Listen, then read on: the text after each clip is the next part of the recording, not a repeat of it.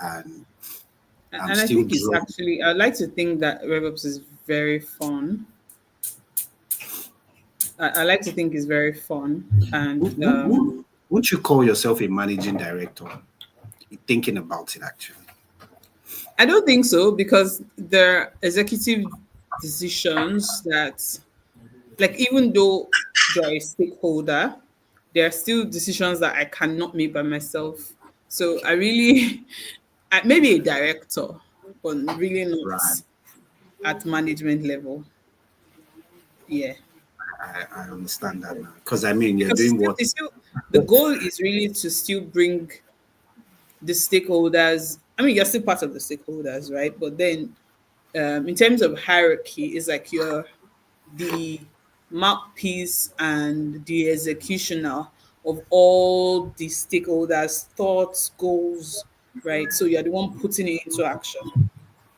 So even while you're a part of them, you are really still a staff within that small group. Right. Yeah. So Right. yeah, Right. because a lot goes into place. Like, we're looking to drive so amount. You know, this is the goal, right? And Exactly. you are now thinking about the different ways to actually achieve that goal. Of course, you have other people that you also need to, align with that. Okay, this is the goal we're driving, at different steps. I like to think that it's too, like, it's a very important department in businesses. Like, even though businesses don't have it, like, they don't have RevOps like a fixed department, right? I think that directly or indirectly, you will have one person on your team that thinks, maybe not actively doing the key things that they need to do, but there's someone thinking around that. Because if people are not thinking around that, then your pipeline is possibly leaking. Like, you have a lot of fall-offs, you have churn, and you don't even know, how to trace back. But someone has to be on your team who is thinking all those things for you, right? Maybe I think I heard about RevOps. Hi guys, Musaf Peterson. I just want more people to join the call. Good evening. Please, if you can hear me, drop comments in the chat. Musaf Peterson. So I think I heard about RevOps maybe 2023, right? And that was when I was already like thinking, I need to face off from growth marketing into something else. Like, I was already thinking around, what do I do to be more? Because, in marketing, I feel like marketing has, as much as you have so many options, you get to a point in your career that you don't even know if, like, you're in a plateau, or like you don't know what's next. Because I feel like the final step is maybe being a CMO. Then it just now depends on the scale, right? Okay, are you a big time CMO? Are you a CMO of a startup that just raised, or the size of the business, the kind of budget you're running? That kind of determine the scale at which you're leading as a CMO, right? But I still feel like sometimes in marketing there's some sort of plateau where you're just really at that phase. Like, there's really nothing more, that like there's no name, there's no title that you're chasing. Unlike other careers that, you become maybe a junior analyst, you move to being a senior analyst, things like that. I don't think marketing has that much options, especially if you started your career as a generalist, which is how I started my career. I didn't focus on anything. I I focused on everything, right? So, and I pivoted from there.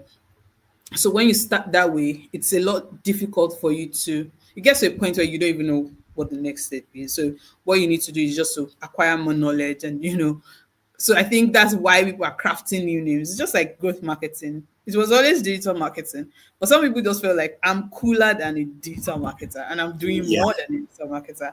Yeah. So I need to, let's find a sweet name, Exactly. and I think with the birth of startups, to it just fits a group marketer.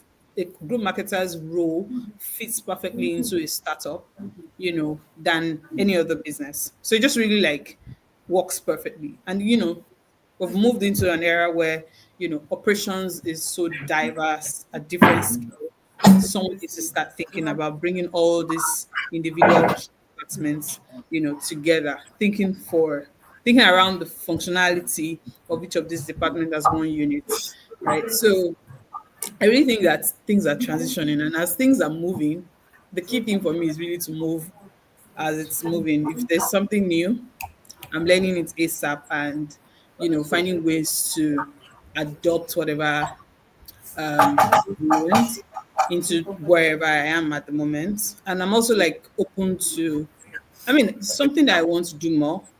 I'm open to like sharing knowledge, which is something that I think in the past I'm a very shy person. So I really, shy away from, I talk a lot, but I'm still shy. So I really like avoid, all this um, talks or being on camera or whatever. But I mean, I think one of my goals this year is to like adopt that, um, like tap into that rather, and just get the word out. Amazing, Definitely. actually. We really need to have that call. So we just leave this for, Yeah, for yeah. the rest of I'm the happy people. to. I'm happy to. So I'm just gonna do a few roll call based off my screen before we start. Hi guys. I was thinking we could get more people on the call, but I guess people will be joining us.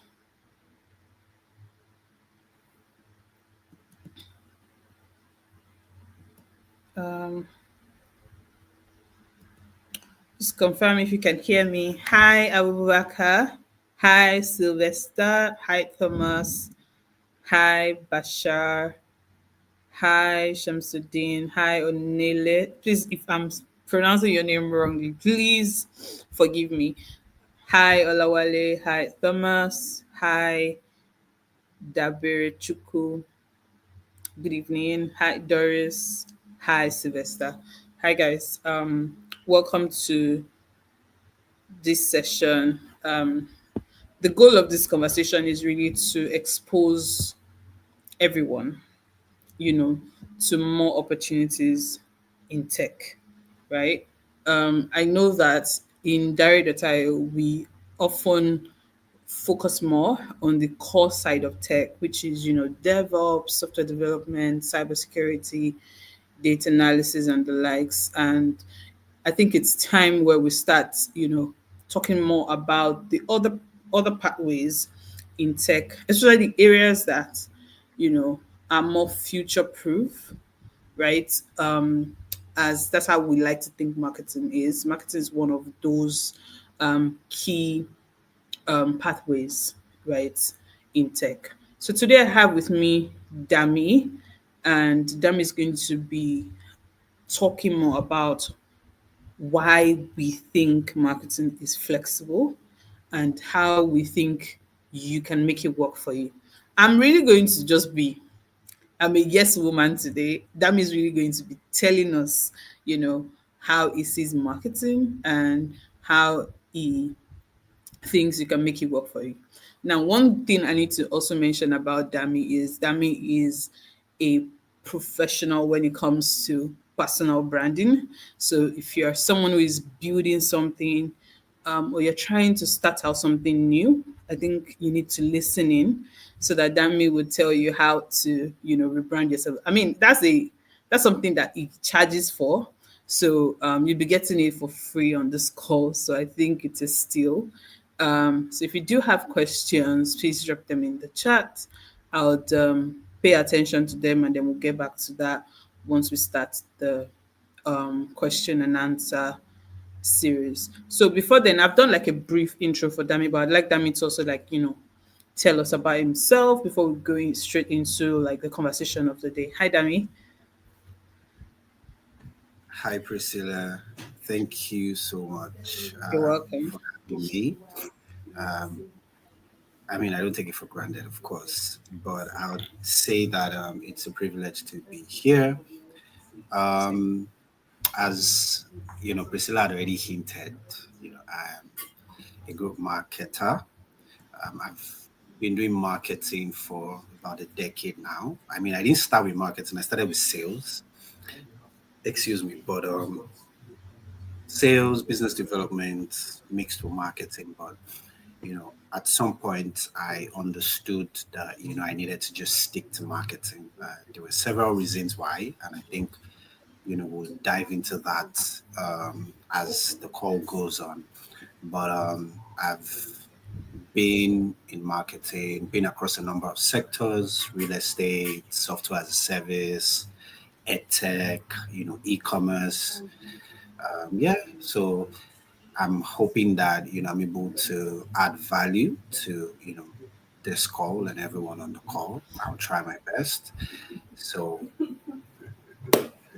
brace up for what is about to come. So thank you again, Priscilla, for having me. Thank you so much. Thank you so much for having. I mean, I think I like it when people, because I like to think sales and marketing are the same. It's just that um, one is more customer facing than the other. So it's nice to hear someone making that um, transition from sales into marketing, because I think I would like to think it's a very smooth transition. It was a very smooth transition for you, right? Yeah. Yes, I would say it was smooth because there is a mix, and when you start in the real estate industry, like I started, um, Mm-hmm.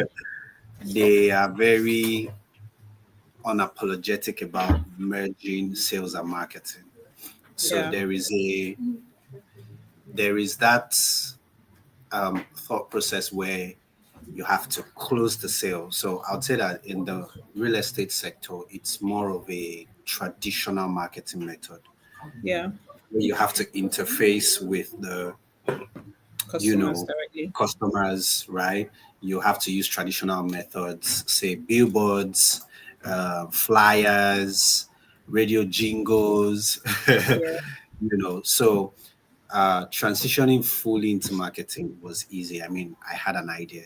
The essence of marketing is just preferring value, making Yeah. as much people that should know, understand what value the company or the product or service is offering, right? In Yeah. whatever channel or way you intend to pass that message.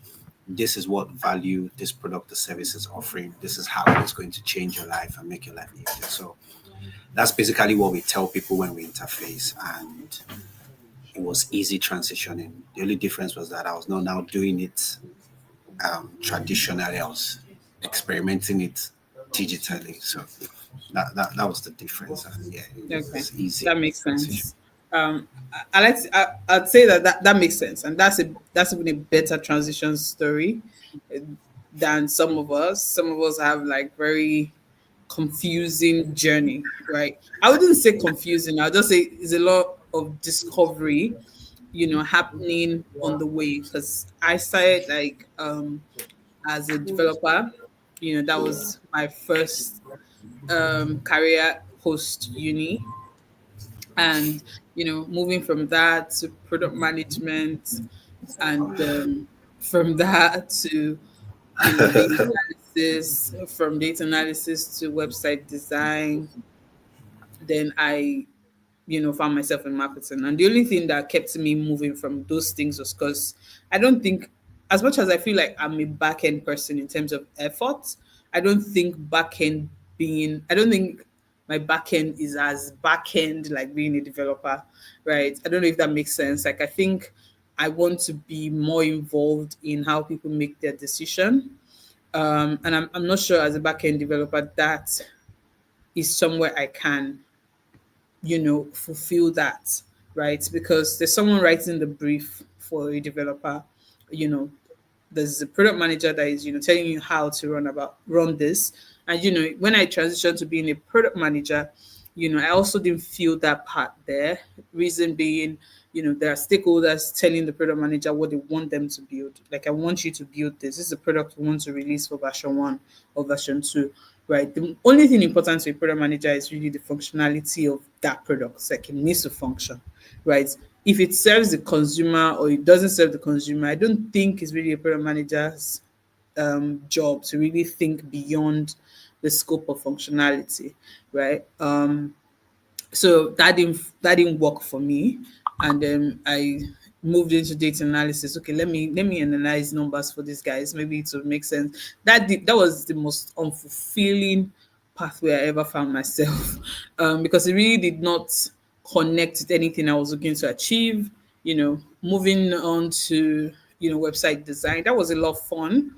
And I would say that that's one career that I really got many clients, of which I still have some of those guys till today, because they still want me to maintain their portfolio, keep their hosting going and all of that. So I'd say that's still one career that um, was a good decision, because I was taking brief, but I could also advise my clients on how I think they should do things. And, I was also in charge of, like, I was thinking beyond just designing their website. I was at that time setting up workflows for them, automations for their websites and all of that. So I think that's where I started to pick interest in marketing. And so moving from that into marketing just was very seamless, right? So, but then good thing is all this journey has prepared me to be what I am today, right? Because all of those knowledge, I think it makes sense.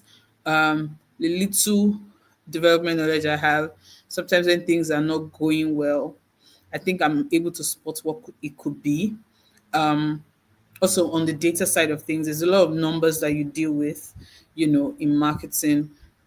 My data analysis background helps me know how to interpret numbers, interpret trends, and also like find patterns, all of that. So I think mine might be a long journey, but at least it is still one that is, I would really say, a fulfilling one in terms of where I am now. Like, if I look back, no knowledge was really, useless, because one way or the other, I'm able to, tap into each of those things and apply. So, okay. Sorry, I said I talk a lot, right? See me rambling. Okay, I want to go into the first question. So my first question is, from your own perspective, right? I know when off the bat, if someone calls marketing tech, I think some eyes will roll. Like, what do you mean marketing is tech? And that's because for a long time, marketing has been a career that has been on the non-technical side, because so many businesses used to have a marketing team or a marketing and sales team, right? So, do you think marketing deserves to be called a tech career, or a pathway in tech? If yes, what are the things that you think justifies that thought, right? I just want us to iron that out from the beginning before we now move into other questions. Right. Thank you, Priscilla. I think that it is unfair to think that marketing is not a tech skill, or is not a tech um, department or sector, or whatever you want to call it. Yeah. It is. I think it is the most versatile career path anyone could go into, because every sector needs marketing. It is the core of every business. I know a lot of people will not agree with me, Yeah. but I say it to my full chest. For those of us that know the four P's, there's a reason why it's called the four P's. Copies. In the course of the evolution, some increased it to six, tried to increase it to seven. We So started let's out change some. it started out as the four P's, and there is a reason why promotion is the last of the P's.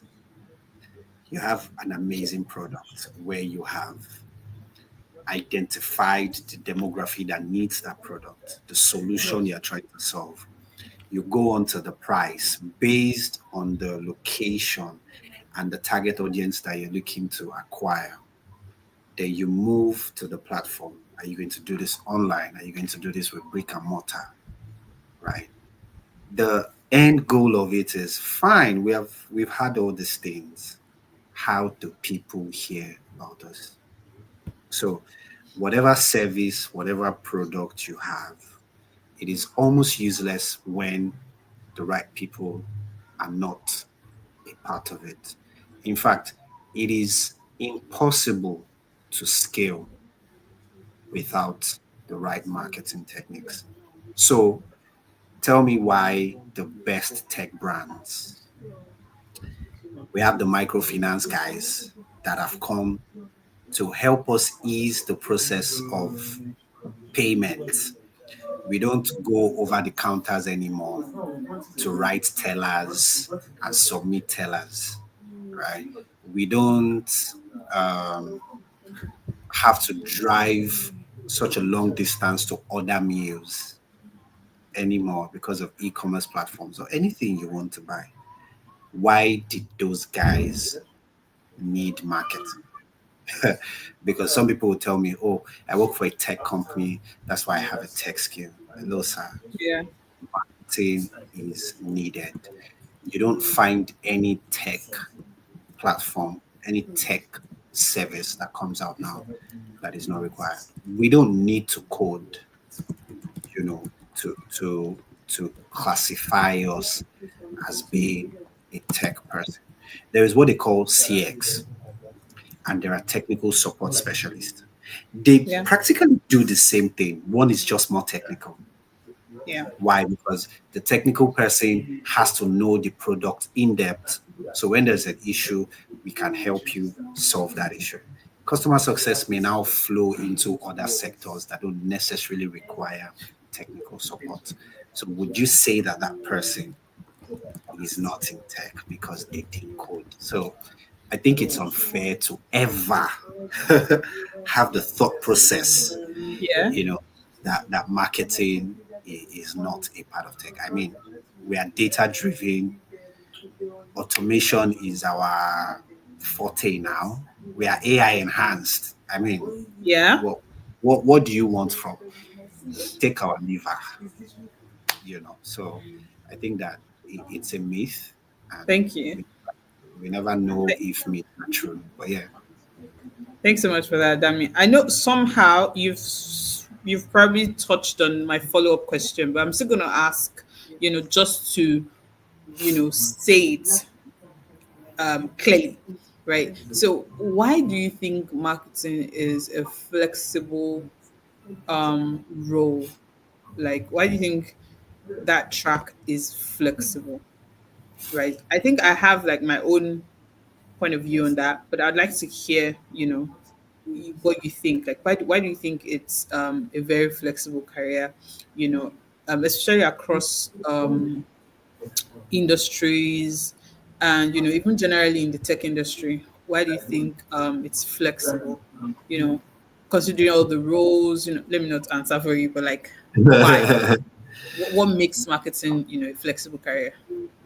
So I think first of all, we go back to the basics where marketing is basically promoting the value of a product or a service, whatever sector you're in. Yeah. Now, there are there are certain roles. I don't know why I keep moving to CX for some reason. There are Yeah. certain roles that don't require. There are certain sectors and businesses that don't require certain skills, and they would still thrive. They would still grow. But I don't know what sector or business or product or service that does not need marketing. Now, marketing is one of the broadest industries you could ever go into. You have SEO, Fact. Yeah. you have social media management. Social media management is not even social media marketing. Yeah. You have content strategy, you have performance marketing, you have growth, product. I mean, all of these things, you have to have a bit of the basics, but it stretches so much that you shouldn't be stranded as a marketing person. The, the only reason why you're stranded is when you do not have direction, and that you Yep. can get a mentor. But the fact that you have the knowledge you have, you are privy to a lot of information online.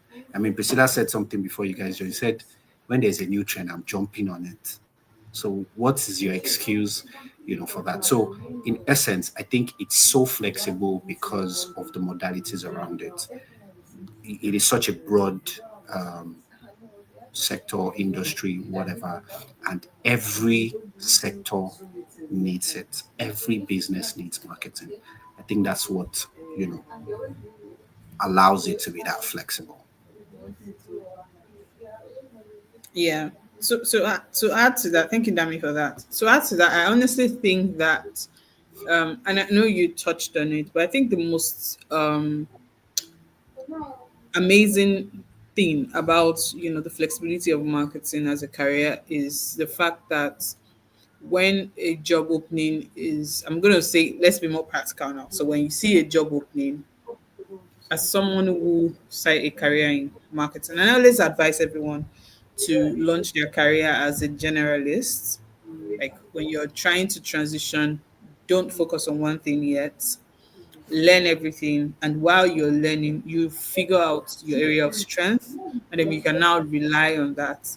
And the reason why you want to start as a generalist is because tools are being created. There is AI.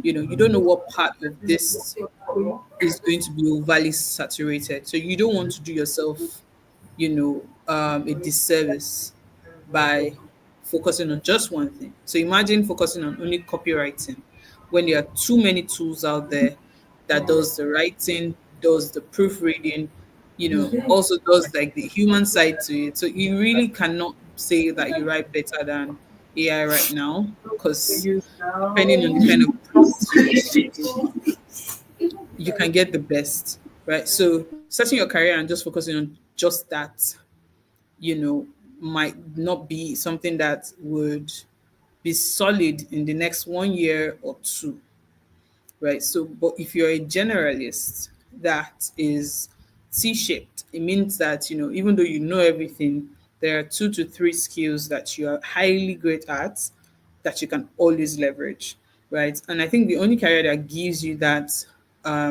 without too much burden being that, transitioning to marketing, learning marketing is really, I think the most important part of marketing is the first few classes. And that's where you learn the customer or consumer psychology, because that's the only thing that matters, knowing how to think like your customer. Once you're able to do that, every other thing is just application, because when you're able to think like your customer, I think the other important things is knowing how to do like your research, your market research, where are your customers, also knowing how to create like customer profile, all of those things are pretty simple. But I think the most important part of marketing is really the thinking. And I think that's one part that AI hasn't really factored in, because sometimes you'd ask AI that will create a marketing plan for this. You are able to tell that this wouldn't work because you can think like that customer, right? So I think there's so many career options, but if you're looking for something simple, and I mean, few sessions away, like 2 3 weeks ago, we had one session where we were saying marketing is the smartest way to transition to tech. And so it's going back into saying that if you're someone who doesn't have like that much time on your hand, and you're really interested in transitioning into tech, and you would like to decide which area of it you want to go to. I think it's flexible enough for you to, decide on one or two area of strength, right? That's how I see it, and I think it really matches exactly what you have explained as your own point of view. So I'm going to move to like the next question, right? So I know that we've discussed, your transition. You mentioned it during your introduction, how you transitioned from sales into marketing. So I would like to know, if there was one moment where, it all just made sense to you that marketing was a better spot for you than sales. Like, what was it? Something dramatic that happened? Like, when did you have that aha moment where you're just like, okay, you know what? I'm making that switch from sales to marketing. Was it like a market demand? I just want to know, what led to that? Like, why did you make that switch? Okay, thank you, Priscilla. I think that I think I'm even learning more from you than I'm coming here to spill. Ah, I think that I think the real estate sector scarred me, and not scar in a bad way. I feel like there's still a lot of energy and reinvention that needs to come into that particular sector. You know, because of the mindset that they had, I don't want to believe that they still have it. Like I said, there is always that merging to say, I think some traditional banks also have that. They don't even call them sales guys, they call them marketers. yeah, When we were growing up, we knew them as marketers. Hello, they are salespeople, right? But that mindset has been infused had been infused so much. And in fact, before I even knew that I loved marketing, when I see you as a person, I'm like, no, you shouldn't have worn that trouser. You shouldn't wear a print on a print. One should be plain, the other should be print. I just had, I just always wanted people to look good. And that's why my startup is called Market Yourself, actually, to market yourself better. You know, I just always thought that you could look good. Oh, this is not the way to sound. I think when you're asked this question, you should say it this way, in a different way. And I noticed that the business as a whole was not necessarily doing all of that. They were just so basic in whatever it was. The branding was not given, yeah, and then while I was there, we were doing what we had to do. So I had, a friend, we were just talking about um, his, I think a family friend or an older person that, wanted to start up, I think a food business or something. This was years ago, food business. And I'm like, yeah, we can do one or two things, let's create a social media page. Let's do this. Let's do that. Let's start with this. We can do it this way. We can do it that way. Once the website is there, we ensure that um, we do this and that. This is how you should position yourself. That is how you should yeah, do this. And I mean, they were excited and we started it. And while we started doing that, okay, I think we need to run some ad. I mean, if I'm being truthful, I wasn't that versatile at the time, but I had people that I could call. I'm like, okay, I'm trying to do this. I want to. And then I saw that these ads were having more engagements. People were coming, people were making calls. Oh, I saw this and that. I'm like, what? Nah, this is it. I'm definitely sticking to this rather than have myself, in those two places. I've always been a shy person. right. That's why I'm not an influencer right now. I mean, I start, I stop, I start. I'm like, this is not for me. If you go to my Instagram page now, you see that I made like 4 videos at a stretch. I think it's almost been a month since I made Yeah, another one. you not done follow up, right? I beg, So I just knew that okay, I could be behind the scenes and make things go forth. And I just even till today, I just smile when people say, "Ah, I saw this thing," and I'm just looking. I'm like, I was behind that, So I knew at that moment that there needs to be a separation. There needs to be a separation. There needs to be that distinct whatever. And I think that was it for me. I just could, you know, no understand that look, there are ways to do these things. You don't have to merge them because you realize that you don't even grow exponentially as you should if you merge them.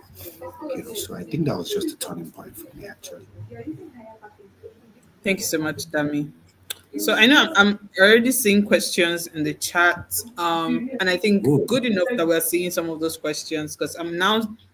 I think my next question might answer at least one or two questions in that chat, which is, let's even talk about all the roles because we keep saying it's flexible. So let's discuss all the roles that are in marketing. And guys, bear in mind, we cannot talk about all the roles because depending on the size of the business, that's how people create like roles. Because I know some businesses create roles based off needs, right?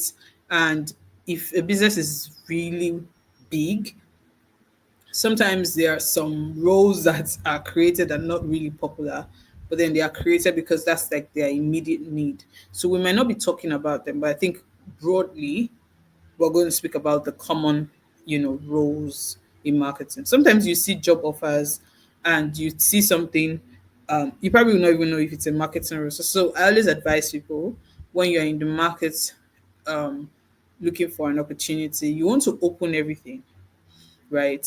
Especially on LinkedIn, if your alert is turned on for job, if it fits, if it fits your, if it fits your alert, like whatever you have set that you're looking for, like in terms of job, LinkedIn goes through the description of roles. They don't focus only on the title.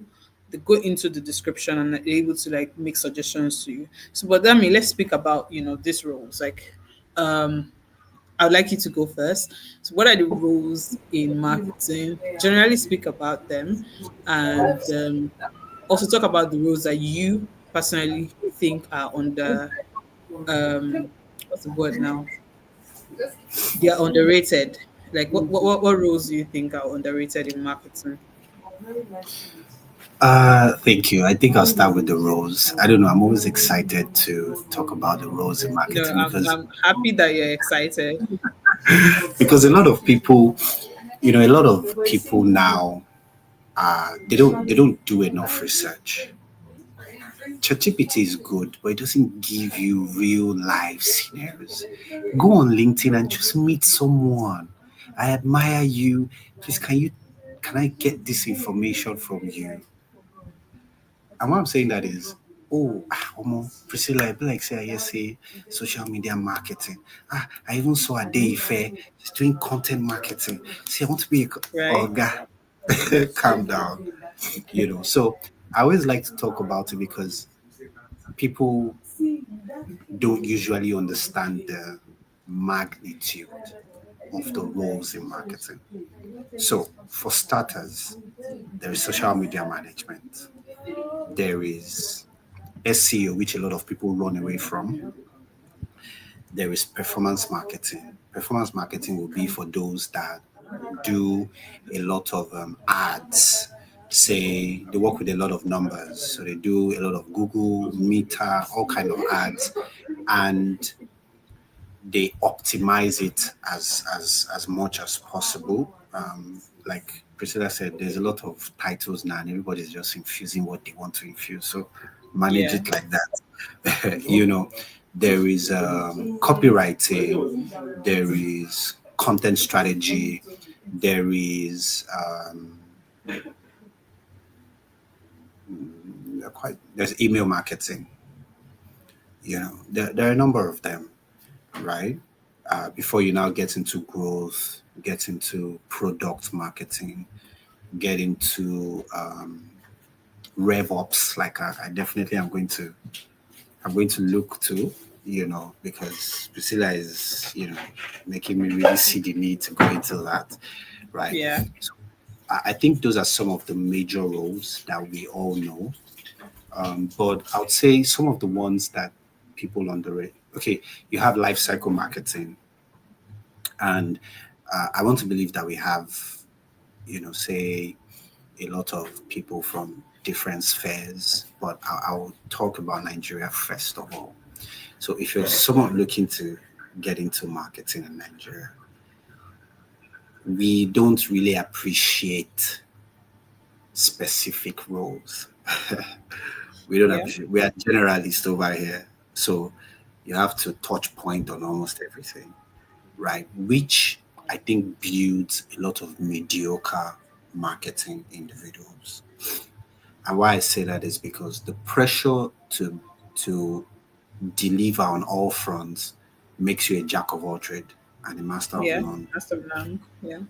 You today you want to try social media marketing, then tomorrow you want to go into email marketing, and the time you've spent being a social media manager or marketer is not even enough to get you anywhere. And you realize that you get a job for some reason, maybe you're one loud person on social media, maybe on LinkedIn, and everybody's like, okay, you know what? We have this job. We think you should, and then you get there and you fall short of what is expected, right? So I think that some of the underrated roles um, that will be in marketing is, I think, life cycle marketing. From what I've seen, I think that it is there are certain spheres that really are in need of these roles. So life cycle marketing, you own the whole customer journey. Is Yeah. very similar to what Priscilla does. Excuse me, which is RevOps. But I mean, lifecycle marketing from start to finish, whatever funnel you intend to take them through.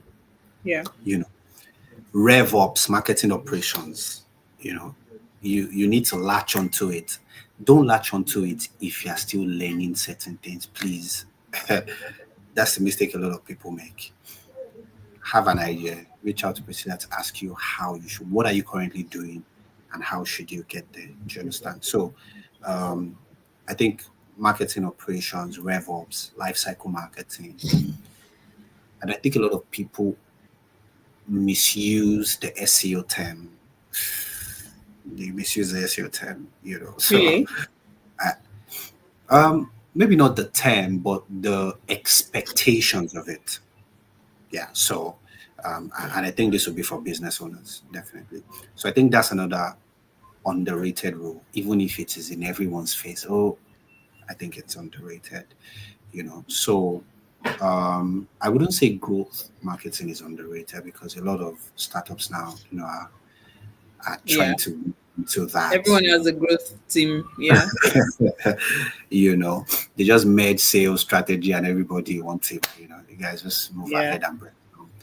But I think on a scale of preference, it will be RevOps, marketing operations, there may be life cycle marketing. Yeah. Yeah, I think I share like the same arrangement, and how I'm thinking about this is really like, okay, now in the era of AI, because whether we like it or not, we need to start accommodating that thought into our thinking. Does that make sense? Thoughts into our thinking. Okay, but I think we need to start, you know, subconsciously think, like AI has taken over, so that we can prepare for the foreseen and unforeseen, future. Because as much as we may think we know, we really don't know what's to come. We can make predictions, but we don't know. But based off what I think, as far as AI is concerned, there are some roles that I actually think are key roles. You know, like the marketing operations that can also be RevOps is a very important role, because if you're using AI, it means that you're using so many tools, because a lot of these AI tools are not all in one. So it means that you have different tools for different operations. Someone has to manage the entire integration, right? And ensure that there's a seamless flow between all of these tools, right? So it means you also have like multiple pipelines, multiple campaigns, so many automations ongoing at the same time. If you don't have one or two people managing that, then it's actually a recipe for disaster, right? AI can be fantastic, but then remember, it's an automation. Something can break. So someone still needs to manage the entire thing. So I see roles like that being, currently they are underrated, because of course nobody has actually fully gone AI mode, right? Everybody's is still like in a hybrid system where we're still using human and AI, right? But I'm saying in the future where, you know, businesses are adopting AI in um, a larger percentage, these are roles that I think that are very important for businesses.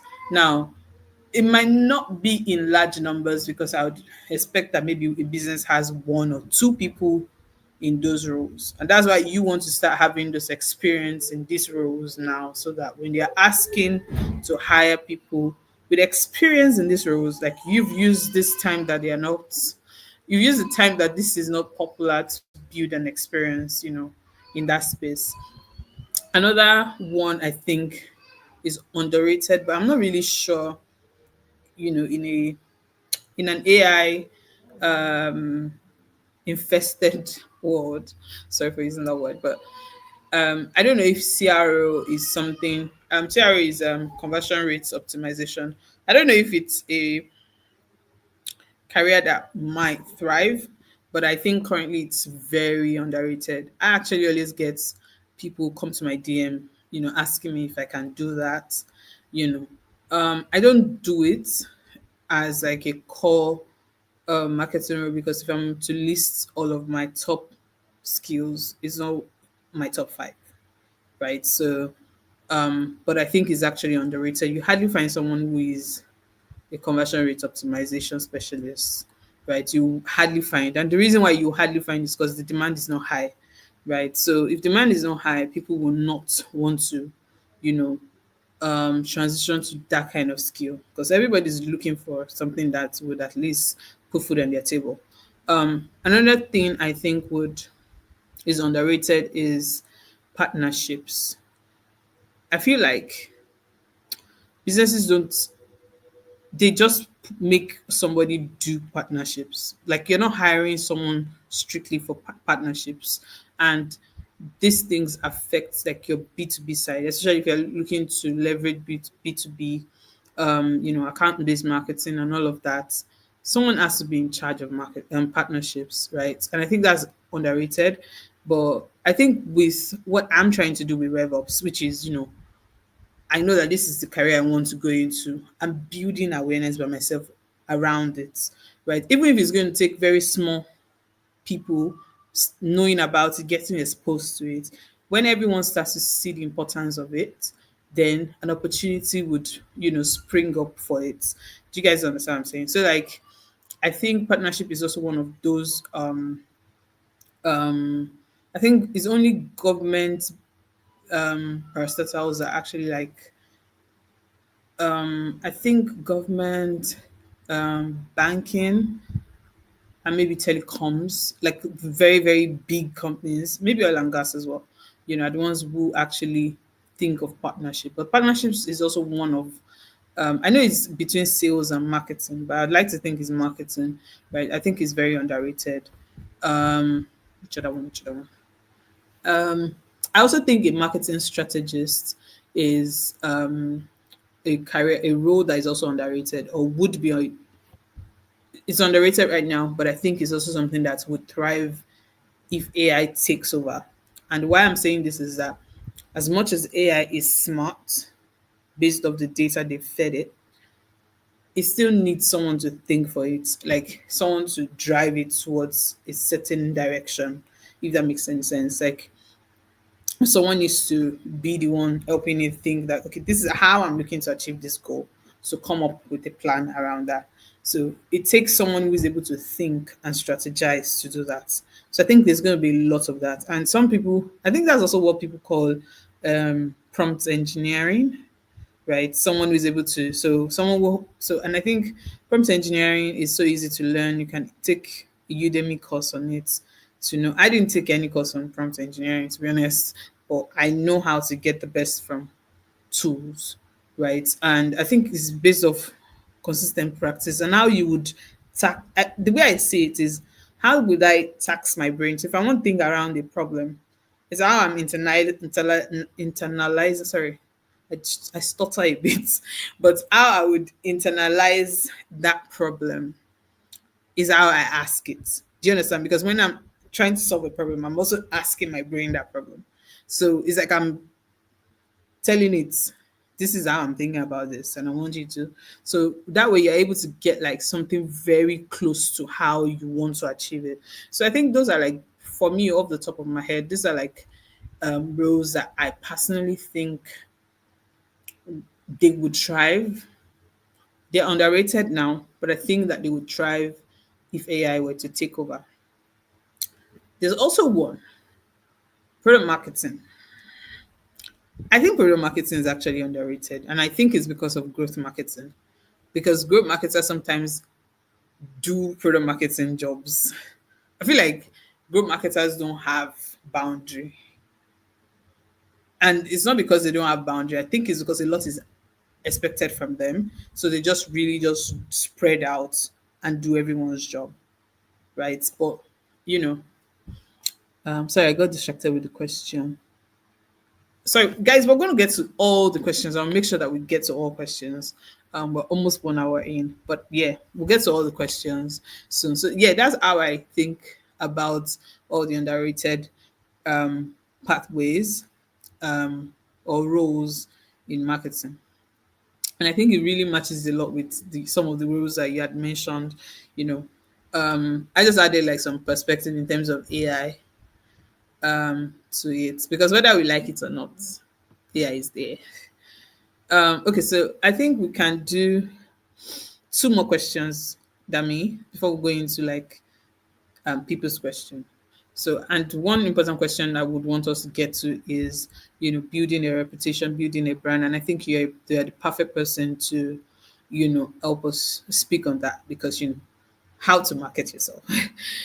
So I would like us to take that part, but before then, let's talk about AI since we are on AI now.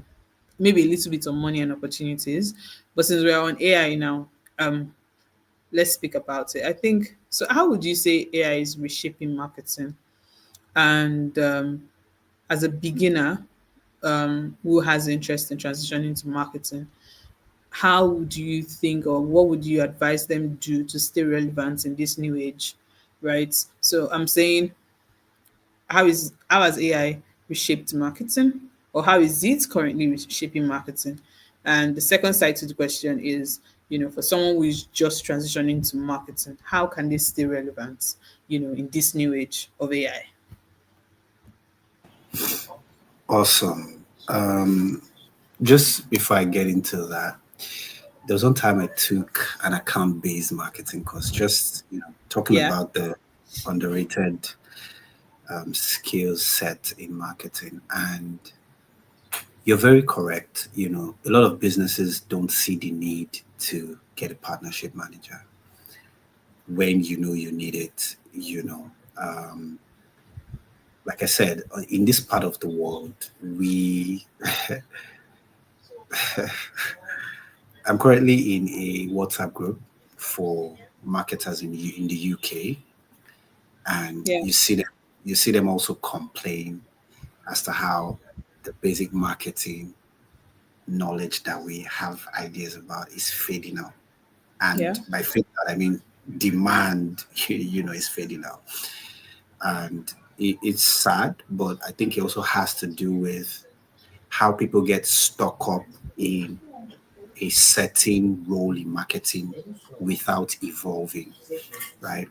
So, account based marketing is basically ending at partnerships because, I mean, I currently work with a B2B company, and I promise you that aside awareness that we run ads for, aside certain, because one of our products is a B2C product, aside awareness and campaigns that we run for the B2C product, a lot of the B2B products are partnership engineered. They are organic, organically engineered when it comes to lead generation. sure. I I don't expect you to run an ad to generate substance. I'm open to correction, Mm-hmm. but Right. I find it can't beat the B2C aspect of it. I don't think it can beat the B2 because B2C, the consumers can make informed decisions. They have the monopoly of taking that action you've asked them to take.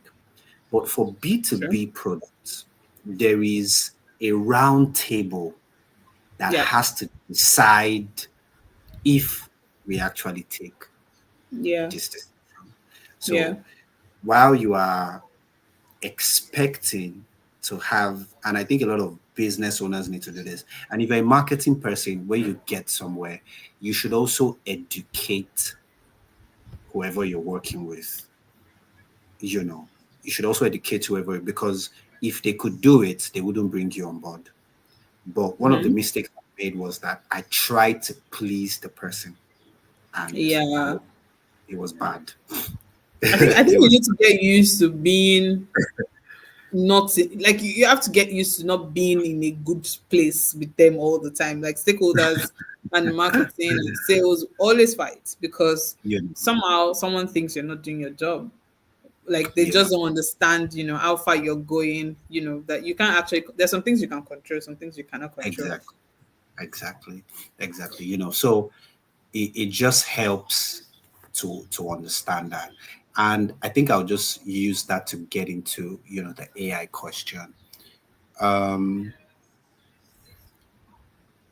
I read a post on LinkedIn, I think this week, someone posted that one of his mentees had an issue at work, and the boss was asked the tech guys to put a tracker on everyone's system and to identify when anyone was going to use AI or ChatGPT. That's weird. That's weird behavior. And rather than ask what you should do, I think you should think ahead. That is a mental one. You can't change a system. Now, it's harder when the system issue is from the top. Don't even bother yourself. Just find a Yeah. way, right? So AI is definitely shaping marketing because aside automation, AI is helping a lot of roles. And I think copywriters should not pivot, but build an extra skill just so that you can rest your back a bit because we'll leave you behind. Uh, just so Right? you know, we'll leave you behind. Why should I spend 3 days writing 1,500 words blog post when all I need to do is sound? I tell my team, I said, it is you and your chat GPT. Sound as dumb as you want to. Nobody would know. Talk and tell it how you want to say it. Nobody cares. The point is that you're, feeding it the ideas and you want it to give you back what you want. So if I write all my jargons as a copywriter on my draft and I, upload that document and I say, I still add another prompt to say, look, I want you to fine tune this. I want this. This is my goal. This is the target audience. This is the CTA should be this. Bruh, I spent 1 hour putting, even me as a non copywriter would drag with you with a decade of experience, right? So I think that's one way that it is helping. Um, you have email copies. I think the first thing is automation, helping your work just become easier, Yeah. right? Um, Marketing, I don't care whatever aspect of marketing you are in. We are firstly creatives, Yeah. and a lot of the times you have creative blocks. All the And time. So. uh, All the time. and it's not every Yeah. time you have money to travel to Italy to see one You whatever. know, you know, So I've not even it's smelt not, vacation in a while. so I think that it gives you a lot of creative ideas. It's one of my staff that I really like. She's my prompt engineer, right? And she's my content strategist. So she has fine-tuned a ChatGPT so much that the guy or whatever gender she wants to give the person does not even just come back to give her whatever she's asked. She's asked it to fine-tune it, to scrutinize whatever it is, that she has said, to give a number of perspectives to it. So I think that that's it. Then your email automations, your as weird as it is, have you guys noticed that when you're typing an email on even your Gmail, there are suggestions? You know, that's another thing. So storytelling, your data, asking it to explain or give you an idea based on that. Prompt engineering, like I spoke of, speed of execution, you can't take that away from it. I mean, that's a very pivotal part of it, because as a marketing professional, you never have any free time. I've never, I don't know how it happens, but then, you know, AI may not really transform the human behavior, but Yeah. it helps you understand it. And it's not just about the tool, it's about your performance, and the output of your work. Because I mean, you were good before AI even came into play. You were trying what you could, but now you should be better. So I would say that's how, it is currently transforming, the marketing space. That makes sense. That makes sense. So I just really thought about something. I felt like we've been talking about all the, good things about marketing, the past, the present, the possibilities. And just wanted us to talk about, let's talk about money. Let's talk about money. Let's talk about opportunities. As someone who has worked in real estate, because I know real estate has cool cash. I'm sure there was a time I was even thinking, I can sell out. So, but I'm a shy person, and I don't think I would ever, make it there because I'm probably never going to speak to anybody to buy any house. But let's talk about money. Let's talk about opportunities. What maybe we need to do like a skill, right? Hmm. So what does the earning potential look like in marketing? Speak on different levels, right? Um, I think to be safe, we need to use a range because there are so many factors that comes to play. It depends on the size of the company, you know, and it also depends on how this person decides to launch out. So, but yeah, let's hear from you. What's the earning potential in marketing at different levels? Maybe we should focus on. Should we do beginners to mid level? Because I know, like, once you're at senior level, is mad cash, right? But like, let's do beginner to mid level. Oh, let me just allow you. Anyhow you want to talk about it. So I think that because I keep emphasizing on this, I mean, because you said we're talking about the good things, so it's good to be a bit realistic. In this part of the world, we love sourcing for generalists.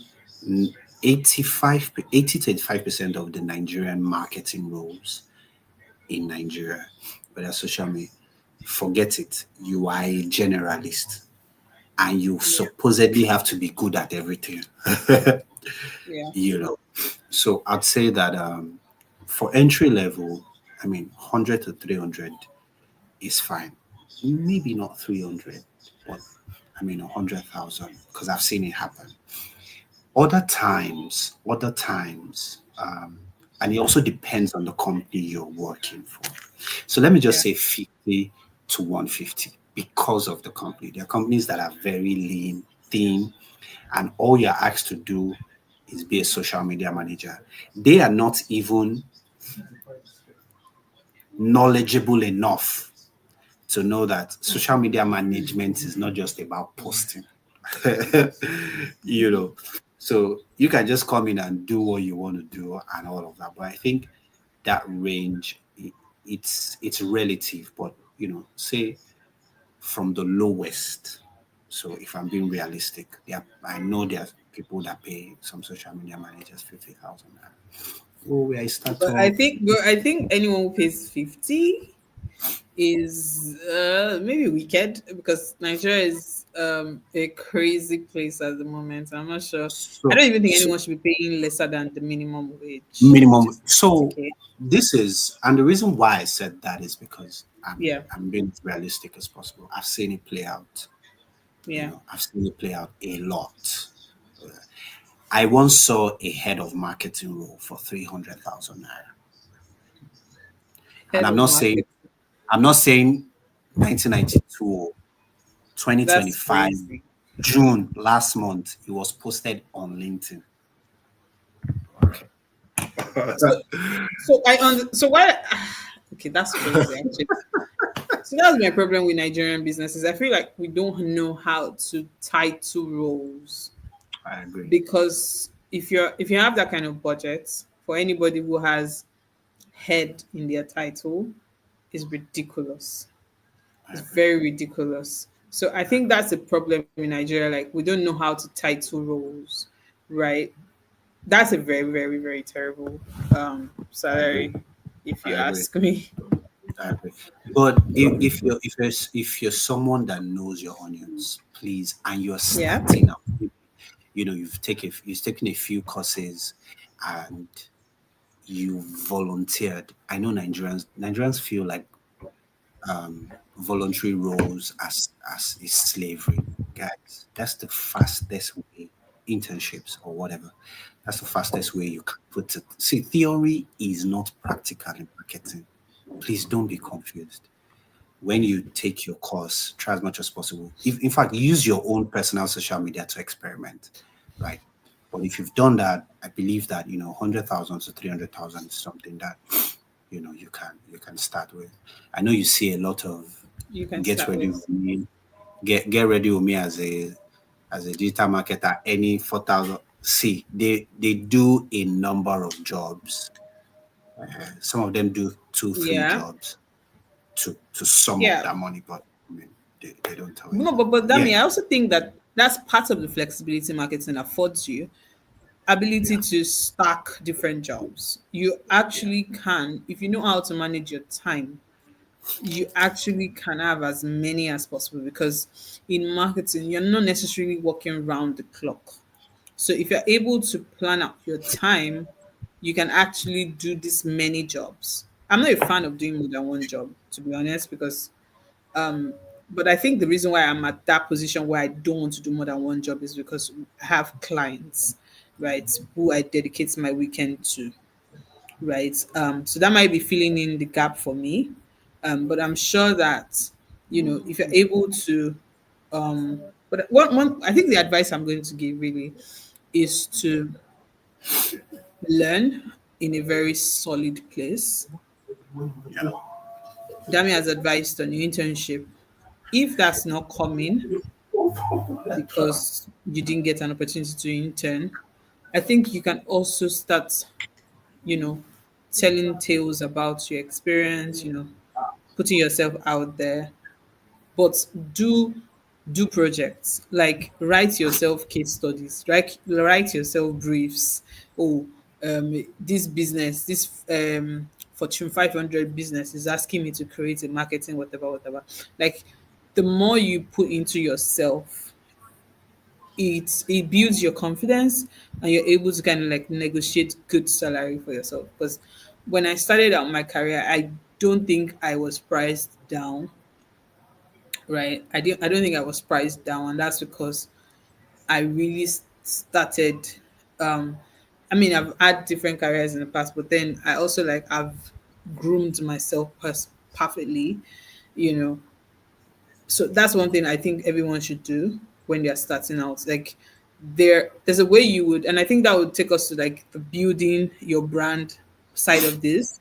There's a way you present yourself, and then there's kind of jobs that you're actually also applying to. There's no need wasting your energy for a job who's going to give you peanuts, right? You don't want to do that because once you start off without confidence, you're going to lose it. And see, I think one thing we also need to talk about is being in marketing can be highly intimidating because you constantly have people who don't believe you're working.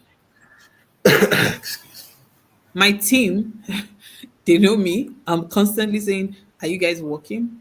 Because I feel like, well, I can't see it until I see it that you're working. That's how marketing is. If you tell me you're working, I can't agree until I see what you've worked on. Do you understand? So you're constantly in that space where people are intimidating you, or thinking you're not doing that great. So you don't already want to lose that confidence that you can always bank on. You don't want to lose that from the start. And I think that someone on my team is laughing. So like that would mess you up. So you want to make sure that you're just, I think the important thing is learn in a perfect place. One, leverage the market demand. Right now, the market demand is around AI. Go and do your research and see how you can use marketing to launch out. That's how everybody that has made it in their career, they leverage the current market demand. There was a time where everyone, it was profitable to be a software developer. There was a time like that you just needed to be, and that was the time I also decided to learn development, and I had to run out of it. Do you understand? So you just really need to check if you decide that is marketing, because you can't do things um in a way that is not extraordinary and expect an extraordinary result. If you want salary that starts well, I don't know why my light is flicking, but like if you want a salary that is good from the beginning, maybe not. Of course, I don't think anybody's gonna pay you 500K, except if you lie about your experience and all of that. But if you are working with someone like me, I will spot you. I will, I'm going to spot you from the beginning. I'm going to spot you even from the interviews. I will, Interview. right? Because I like to be a part of my interviews. Do you understand? Like anyone joining my team, I want to be a part of it. So I'm going to spot you. They would probably spot you. So you don't want to inflate your experience or do all of that. But just know that to be extraordinary or to earn mad salary in quote, you need to be mad. And mad being that when if they're looking at all the applicants, you're making top five, you're making top three, right? And when they have the conversation with you, your confidence is selling them enough, you know. I always tell people that what's important to me is making it to interview. If I get to interview phase, that's the last. I will get that thing because I'm going to talk myself into getting it. But I'm too lazy to tailor my CV to any job. So if we're going through that, is it AVS, ACS, what's It the is. ATS? So if we're going to go through ATS, I'm probably never going to be picked because the key things they are looking for in the job in the JD, I probably did not include in my CV and all of that. But if I ever make it to that point, the possibility of getting it is higher. So you want to be that person that not alone is your CV saying that you have the skill, you can also speak And about it. the skill. Do you understand? I feel like I've said so much. Tell me, are we able to take this reputation thing before we answer their question? Or should we do the question first and then come back to the branding and use the branding to close? What do Close. you Okay, yeah, that's fine. think? Okay. So I'm just going to start from the very top. So this is the question on my screen. It's from Prosper. I hope Prosper is still on the call. See, a few people have dropped. Um, Hi, Prosper. So Prosper's question is, how does one up his game in marketing? I'm sure we've answered this in all of the things that we are saying, but let Dami take this one. So how can one up his game in marketing? I think that, Priscilla had touched on this, but I'll just repeat it. Just not necessarily jump on trends, just evolve. I think that's Okay. the word to use. Evolve, always evolve. Um, One thing that is not often said is your environment, the company where you currently are, Yeah. can actually be that stumbling block from your next point of view. Because imagine my company does not believe in newsletters. Mhm. So I wouldn't know how to use MailChimp, Klaviyo, or anything. Imagine that we don't run ads. What would I understand? Mhm. How would I translate data? How would I scale? In fact, scaling will not even. When you're telling me, so how do you guys scale? I'm like, sorry, do you mean the scale on a fish? you know, Right. I don't understand what you're saying. So that's why AI is there. In Market Yourself, one of the things that we do, excuse me, is to help people identify whatever path, they want to follow. Yeah. And it's as simple as just going to your ChatGPT to say, this is me. I've been in customer success for 2 years. This is me. I'm a recent graduate. I read so in school. What are the current tech skills that do not require coding? Um, you know, or what tech skills do not require coding are in demand now in the just basic research. Yeah. You don't need anybody to come wake you up to tell you what is. You're on LinkedIn, you have ChatGPT. Those tools are enough for you to know what now would happen is that okay, I've made some research, I've followed two or three people on LinkedIn, I've gone through their posts, this is what they are saying. I've gone on YouTube. Like I say, I don't feel smart with Google or ChatGPT. I give me five, even when the whatever is showing that there was a typo in the word. I'm like, that's not my business. You know what I'm saying. Give me what I'm saying. Figure it You know, out. just be as simple as possible and ask questions. What will now happen is what can now be a blocker is okay, I've made this research. I've come back to my company to see that we're not even doing anything. Now, the first step will not necessarily be for you to leave. The next step should be suggesting it to your team or your business. It's when you now say that these people are not even interested. That's already a wake up call for you. That's all I can say. I'm not the one to tell you to leave where you are, but Right. that is how you up your game. There is no, I shouldn't tailor it to a particular role you're currently on in marketing, whether you're a copywriter, a social media manager, you know. Also, not all tools are useful for you at the moment. Take it one step because you will learn it and you will forget about it. Imagine Yep. me going to learn using a mix panel now. Oh, I came across mix panel. I hear that people use it a lot. And then I try mix panel, and you don't have any product to measure why, Yeah. you know. So it's not that the tool is not good. You're not just in an environment that enables you, you That know, requires it. So like it's just wasted effort at the end of the day. that's wasted effort. So I think that's how you can up your I game. think you nailed. I think you nailed that. So I'm going to take the next one. We'll just do it that way. So the next one is from Ismaila.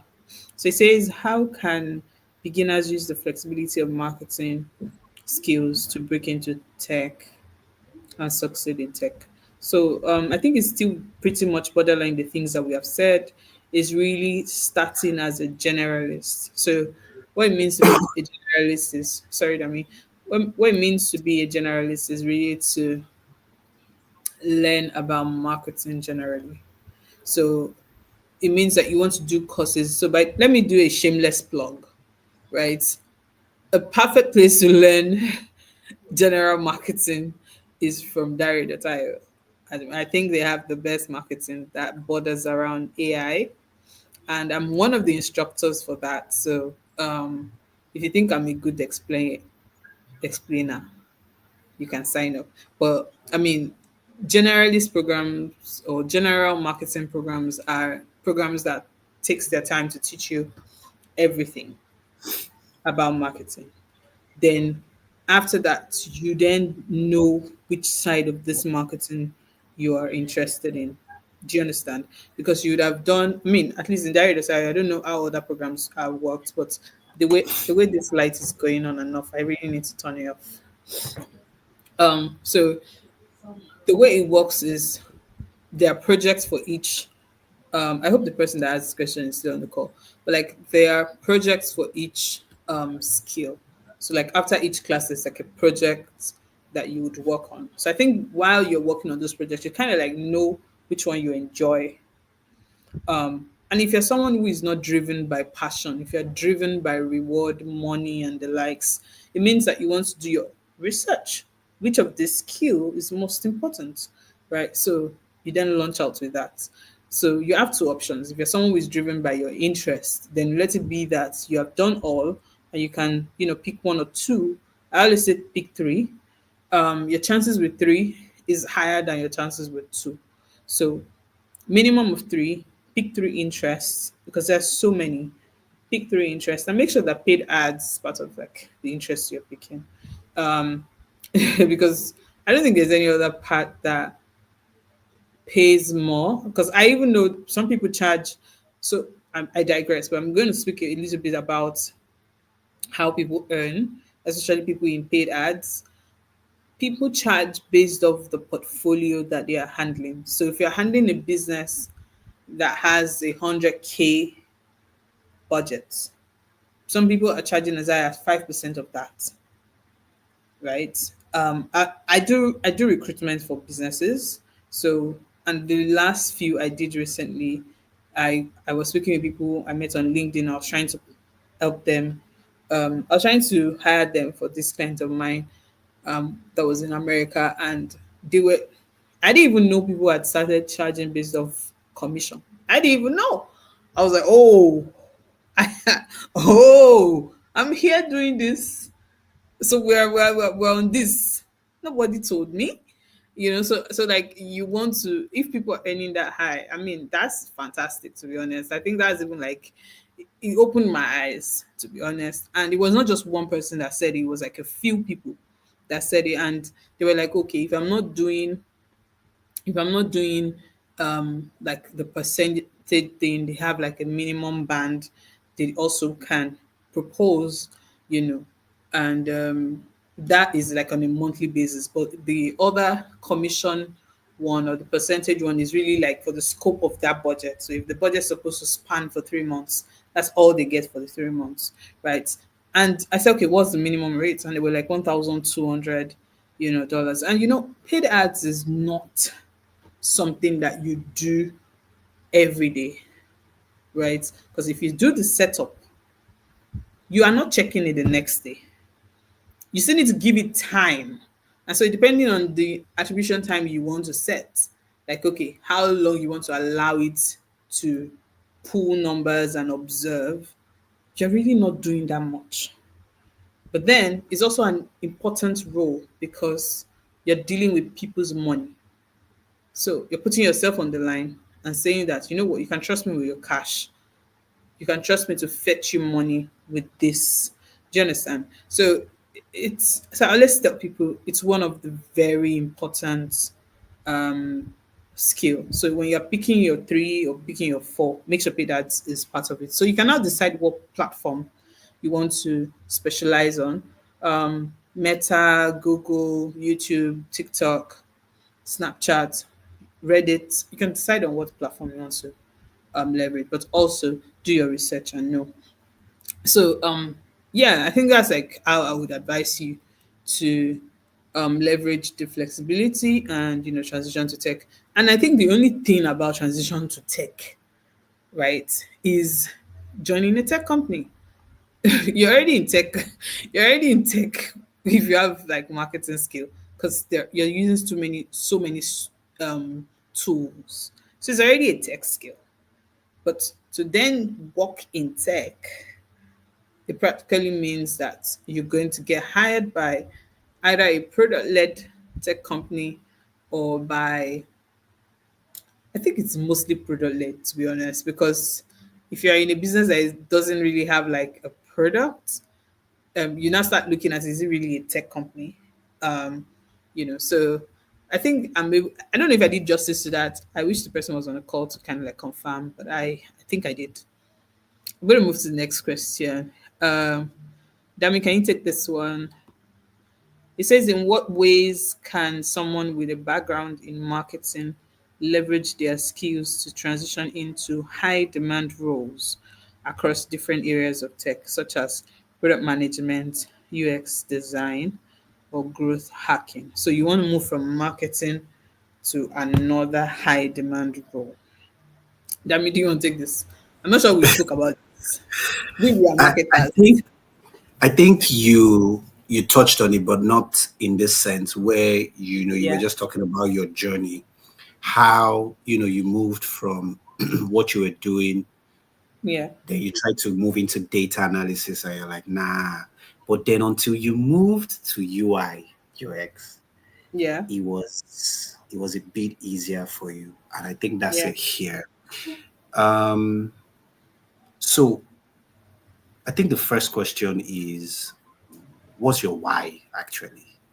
Is there really any need for you to actually move into any of these roles? And I see Right. this a lot. I see this a lot. This is the raining thing, guys. Let's no research, nothing. 3 months in, you are falling off. Whereas the people that you know inspired you to do it, they've been there for 5 years, been through the back and forth. They've tilled the soil, and you're just coming and thinking that it's going to be all rosy. So I think the first question is your why. And based off all of this, what's growth hacking, guys? I think we're, I we're think all it's a in fancy name for growth marketing, to be we're honest. all It's under just the same umbrella. it's just a crazy name because to be honest, you can't hack anything. So I remember when I started that time, I think when I started this role, it was Unbelievable. growth hacker or something. I don't know if it was hacker they called it. I can't remember, but I constantly was always flagging it. Because nobody can hack it. Like there's nothing like, except if you want people lying to you. It's even cringe. I mean, it's Right? So what say anywhere you see growth, please just attribute it to marketing. That's what I can say. So let's take out growth hacking from here. yeah, But based on the examples you gave, I think UI UX would help you, because what you're doing with that is still customer centric, yeah, relating to what you would do in marketing normally, yeah, right? So yeah, product management, yes, but he or she is directly coordinating every person that builds that yeah. product. I mean, as a marketer, depending on your level, right, you must have a skill in project management. It's important because you have different roles attached to you. Like I said, it depends on your leadership, like your level. Because if you're in mid level, it means that there's some people that are on your team that you have to manage, and there's a goal you guys drive. So that's a required skill. So moving to product management might be a lot easier than even UX, because UI UX really it needs creativity. So you still need to be a creative person, except you want to go and be duplicating people's existing design, and they will drag you on Twitter because I see them drag a lot of designers designers on Twitter. But yeah, I think Dami answered that perfectly. You want to know what your why is, because sometimes because if I wish the person was on the call, because if I knew what your why is, or if I know, I'd see if it is money or relevance, then I could tell you other things in marketing that you can. Because of recent, I found myself Interesting. learning about creating AI agents, you know, doing deeper dive into automations right now. And that's because this is what the world is moving into, right? So I've had to do that, right? So if I knew what's feeding or inspiring this decision, I think it would be a lot better. Um, Advising would be a lot better. Um, Thank you, Shamsuddin. So I'm going to move to the next question. It says, for full AI automation integration suits, how do you see the future of these achievements and practicality? Do we need to start building AI for AI tools monitoring? I'm not sure I understand, but I'm going to try to answer it. Um, Marketing suites. I don't think there's any integration marketing suite at the moment. They're just different tools doing different things. And that's why I was talking about marketing operation person who is going to now do that work. So if you're asking about full automation, so you mean like the entire system being automated, so many things will break. And you know what's funny? Marketing is heavily dependent on cash. So if you put too much reliability on these systems, I think it's a recipe for disaster. There needs to be a touch of human here and there, right? It's too sensitive because a tool can be um, a tool can be controlled by anyone. So if I set my budget to $100,000 for a month, if a tool messes it up, I've burnt 100K. So I can't totally leave it to a tool to do that for me. So in market, I personally think that human beings are very important, you know, in the operations. So we can't have like full AI automation. You can't. I don't see the practicality of it. Sorry, I don't see it. Um, I mean, I have, like I said, I'm now learning how to create AI agents, and I've done a few in the past week. And I'm just looking at all of this. I'm like, imagine having to create different automations, and you just go and sleep. I can't go to bed thinking everything is just working. Now, having one automation control other automation, I think is very risky. So I don't know how that is, but I think so. I don't know how practical that is, and I think that's what you're asking. I don't know if that's highly practical. So from my standpoint right now, I'm on the 40%. I don't think it's that practical to have everything fully automated. So do we start building AI for AI tools monitoring? I think I think everyone needs to start playing around with AI, to be honest. I think N8N is one good place to start when it comes to just playing around, you know, create use cases. You can even, start with your day to day, the things that you do on a normal, like so let's say maybe when you resume work, your first thing is to open your emails, and the first thing you do in the morning is open your emails, join your meetings, and all of that. I think a simple agent you can create for yourself is maybe something that crawls your entire email, right? And picks out the important details in each of your emails, summarizes it for you, and also goes into your calendar and then notes all your meetings, right? And puts that and maybe sends it to you on WhatsApp or sends it to you on Telegram. I think that's a very simple automation, right? So it's from that then you start building on more use cases. What I'm currently working on is use cases that are centered around WhatsApp, right? Because I personally think that is one tool that a lot of people use. Like WhatsApp is one platform that so many people use, like old people, young people, elites, people who are not elites. Like, so that's why I like WhatsApp, and I'm thinking around it. I'd like to create something that maybe is useful for fintechs or whatever. So I think to properly, um, to properly, what's the word now? Prevent yourself from being redundant in the future. Just start learning all of these things. Of course, you might not use them, but no knowledge is ever lost. Um, Dami, are you there? Want to take the next question? Uh, are you here? Okay. Oh yeah, sure, sure, of course. I had to Okay. just get some water. Oh, okay. So Doris is asking, you said marketing is a flexible skill. How do you recommend someone in a non-marketing tech role like designer or developer start using marketing to their advantage? So I don't think this person is looking to transition. I think they want to know how to use marketing to their advantage in their field. Um, I mean, I think that would merge into the personal branding, right? Yeah. So, Yeah. so you have social media platforms, you post, you Dami, relate. sorry, do Yeah. you mind us doing this, like using this as the conversation for that, for Beautiful. the That yeah. works.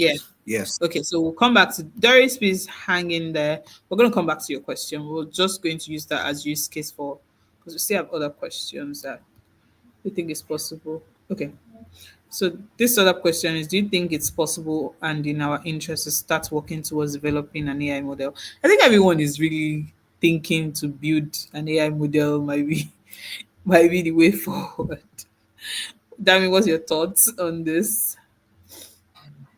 My thought is again, what is your why?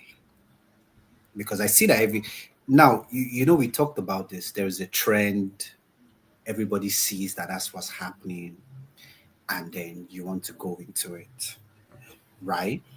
What's your why? First of all, go back to the 4 P's.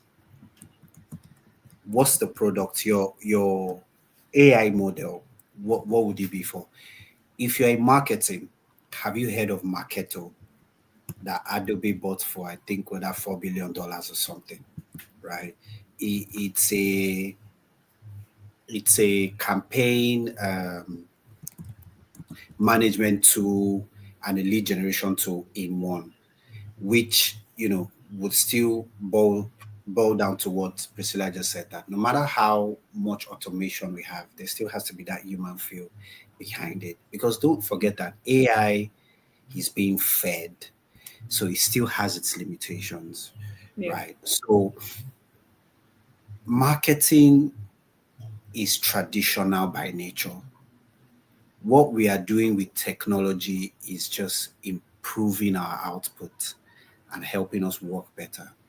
Don't try to take away the core of marketing, which is, in essence, touching lives. Let's use all those olden days MTN taglines. You know, that's basically what it is. So, if you want to develop anything, how would it still have the traditional feel and also improve the output? But I'm not sure that is it in our interest. Maybe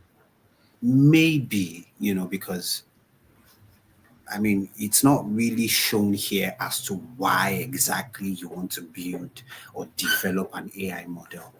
Like, what would be the reason for it? Like Priscilla said, we have different AI tools for different goals, you know. So it's, what are you trying to build? Are you trying to automate a process? LinkedIn tried to give us the sales navigation, whatever. We You still organically B2B, you organically generate leads.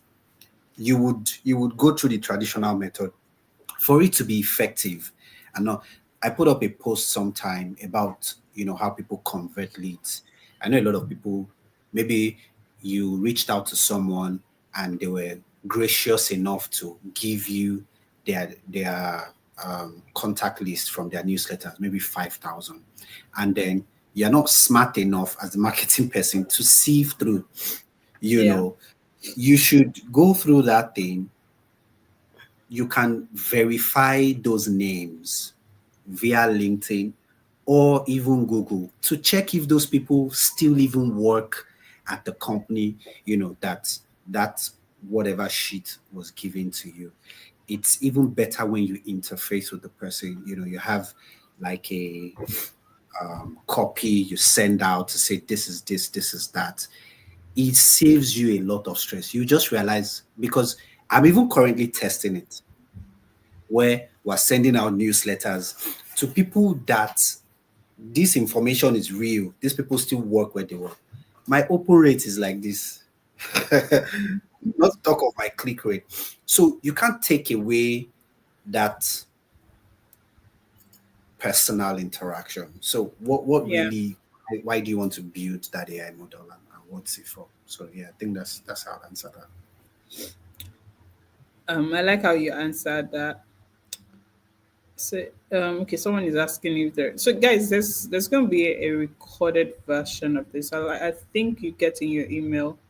I'm just going to take one last question, and I think it's from Kenneth before we quickly touch on the branding, and then we would close. Sorry, guys, it's taking too long. I think it's an interesting conversation we've been having. So, Kenneth said, how can we use marketing to attract audience to our startup business? For example, I'm trying to start a tech company for developing applications for people. So I think what you want to do is, except if, so I'm going to just throw this out. I don't know the scope of the kind of applications you want to be creating for people, or if you're just someone that can create any type of application for people. So you want to also, I think what you want to do is think about the purpose of your business, like, and what makes you unique, right? Because we've been talking about AI. Okay, I think he sent a follow up, and sometimes, okay, I'm gonna follow. I'm gonna read your follow up, but yeah, you want to look at it from why you, right? The reason why you want to think about why you early on is because there's too many tools out there that can do this for people, right? There is a tool we use at work. It's called Lovable. We use it for so many things. We're building on it at the moment. We're building so many things on it. We've built different websites with it. So you want to think about that. And I'm sure there are too many tools. In fact, randomly on TikTok, you're finding people talking about, oh, I just use this tool to create something, something. So if this is going to be, if this is a business you want to do, you have to think about what makes you different and why you're different from the existing businesses that are doing it. Right. Once you're able to factor that out, that's the angle you would go to market with. Right. That difference is what you want to hammer on from day one. So you want to push hard on the difference, right? Oh, is it because you're cheaper? Is it because you're more efficient? Is it because, there is a one-time payment for you and you're with them for life in terms of support? That can be the only difference. That can be the only difference that you're offering. And people who understand how applications work should tilt to that kind of option, because anything can happen. But if you're telling me that it's at no cost because I've done a one-time payment, I would actually take you before I take any tool that is asking me to do monthly subscription. Do you understand? So you want to go back to the drawing board and clearly, like, your difference, which sometimes is called USP, has to be clear. Like, clear that if you're tapped in your dream while you're sleeping, you can easily talk about it. Now, once you're clear on that, that's how you enter markets. Really, nobody has a fixed way of entering markets, to be honest. It's just by talking about your business, right? You talk about it everywhere till you figure out where your audience are. So you talk about it everywhere. Don't overlook any platform. So as a new product, I think a great place to test your product, if it is viable, is product hunt, right? There are people on product hunt that their business is just to be checking if your idea makes sense or not, right? Another great place to check if your product is viable is LinkedIn. I think it's very accessible to everyone. So you want to talk about what you are looking to solve. And in the comments, you have people, but you have to have thick skin, right, to go public with such, right? But of course, you're not saying everything about your business. You're just hinting people the problem that you're looking to solve and asking if they think is a problem that should be solved. Yeah, and I think Reddit is also another place where you can get use cases for your product. So you want to search around the possible problems that your target audience are facing, see if those problems exist. Now use that to craft content to do your own awareness. So someone has said a problem that tallies to your own solution.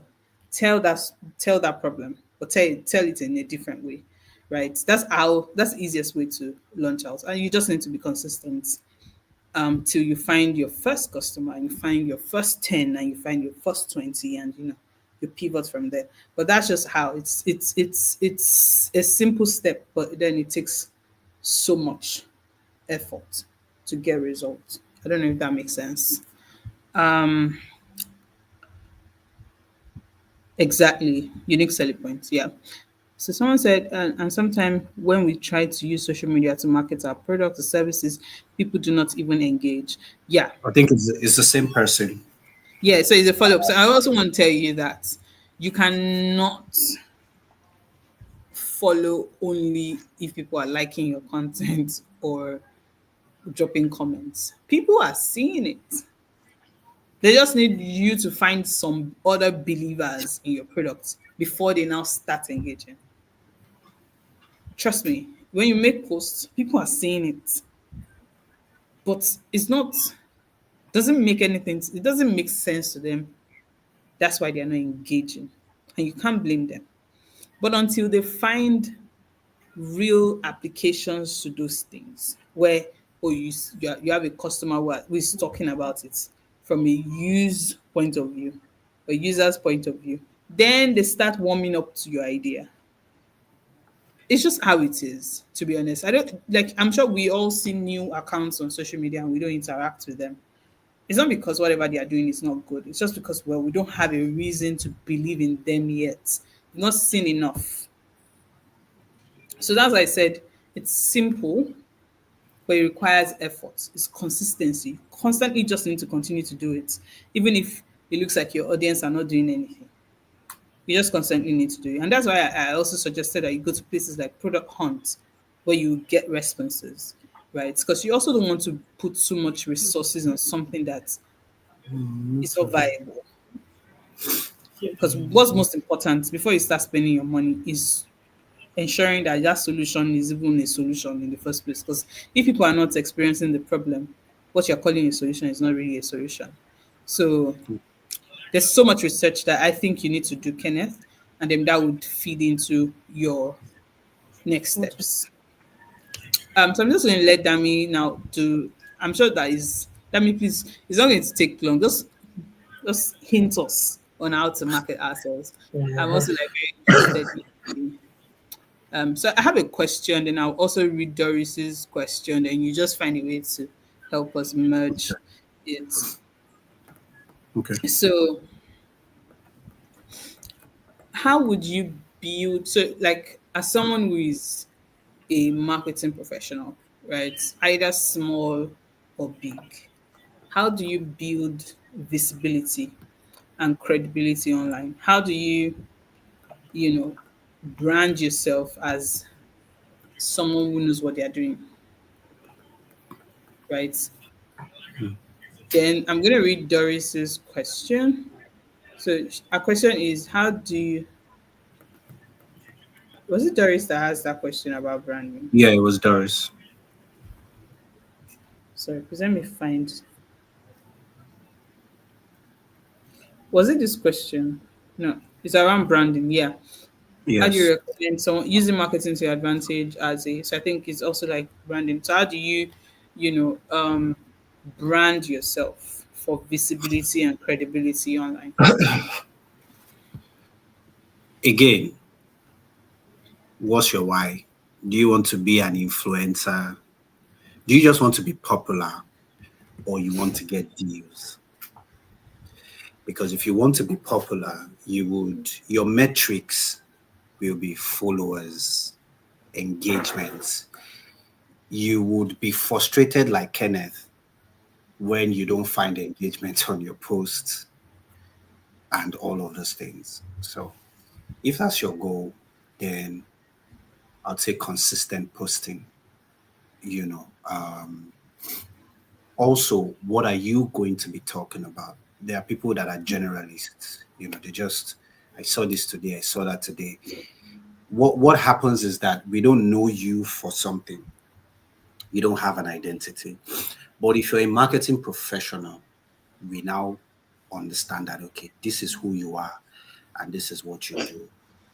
Now, don't focus on metrics. I was Okay. showing some of my mentees earlier today. I have just July has been my most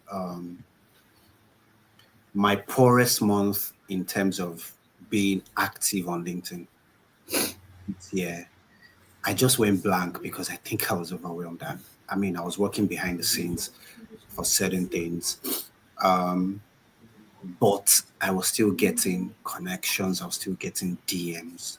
I have just over 2,000 followers on LinkedIn, but you need to see how many invites I get for webinars, how many Yeah. invites I get from foreign brands asking me to feature on their magazines as top marketing, whatever, whatever. Something, something edge. I'll let you people go and look for them. Reached out to me via email. Oh, we want you to do this. We want you to do that. Hiring managers reach out to me to say, I think you'd be a great fit for this role. And so Yeah. my goal is to one, add value to a certain demographic, which is career individuals, and not necessarily technical skills, but soft skills that keep you there, and personal branding because you're so good. Let me give you a story. Today, someone I know was going to represent the company somewhere, and you're a lady. She wore slippers and an off shoulder jumpsuit. Wow. So, and this is a professional setting. So, is she not competent enough? Of course, she knows how to do this, she knows how to do that, she knows how to do all of those. So I understand the value I'm trying to add, to this individual. So that is what I speak on. I also merge it with certain marketing things. Now, don't come and tell us what we can find on ChatGPT. Let's see your processes. Yeah. Oh, today I found out that I could use Mixpanel, and I tried to do this, I tried to do that. I failed on my first day. See, we are not stupid.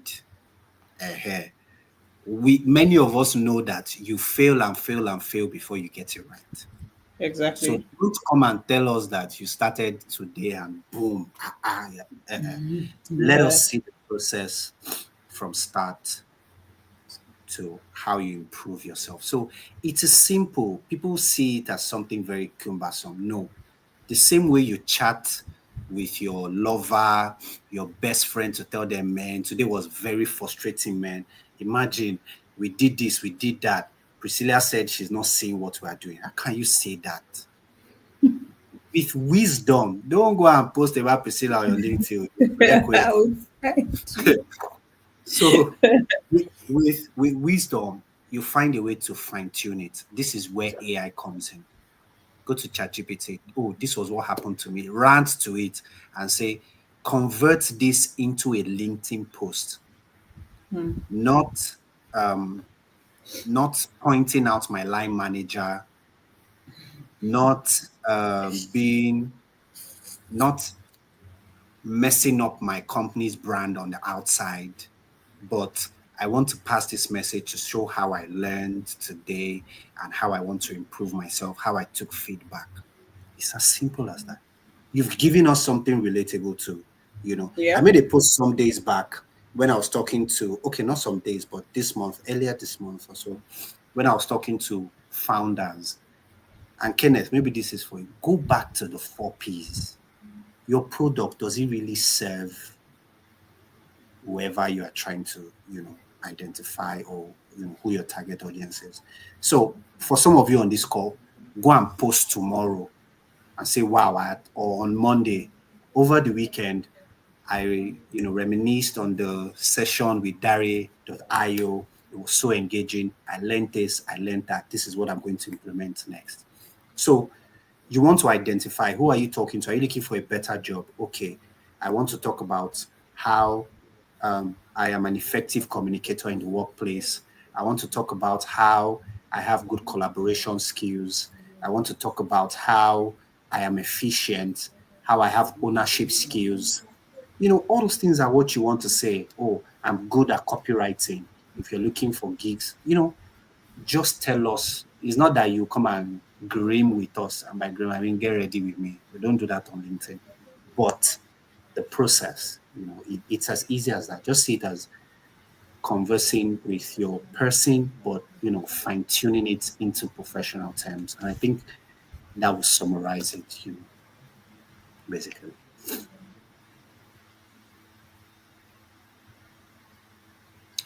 Thank you so much, Dami. So I just wanted to add one or two. So thank you guys for staying this long, especially Dami. Thank you so much for giving us like 2 hours of your time. Thank you guys for also joining. So I think to I will also be looking out. I'll be looking out for that write up on LinkedIn. I hope you guys tag me, tag Dami, or tag Dari.io. I'll be happy to read, your submission on this. So, really, I think as someone who is not in marketing, to leverage marketing for visibility, as Dami has said, is really to tell people about your journey. Like, storytelling is also part of marketing. So it's like you're build in public, let people be vulnerable, right? People like to be a part of a story, and that's why a lot of businesses leverage storytelling. You see people doing a lot of behind the scenes, because people are nosy. They want to know how you got to where, right? They want backstories. So take people on the journey so that when you get that big deal, maybe the big job, the big contracts, the big partnerships, it makes sense to them because they've over time followed you on a long journey, right? And that's the best way to build like a community of people who trust you. And when you're able to build trust, then credibility is just something that is added on top. It's just like a cherry, added on top. Thank you guys for joining. Thank you so much, Dami, for joining us. I think it will be this is a nice time to end the conversation. So I'm going to end the live session now. Thank you so much. If you do have questions for Pleasure. myself or Dami, please connect to Dami on LinkedIn. You can connect with me on LinkedIn as well. I think our names are just the way it is on the screen on LinkedIn. Connect with us, throw us questions. Um, and if you have questions for me, I think I'll be able to get to it. But please don't expect immediate response because I might be busy, but I'll definitely, get back to you, with a response. So thank you so much again for joining and have a good weekend. Bye, guys.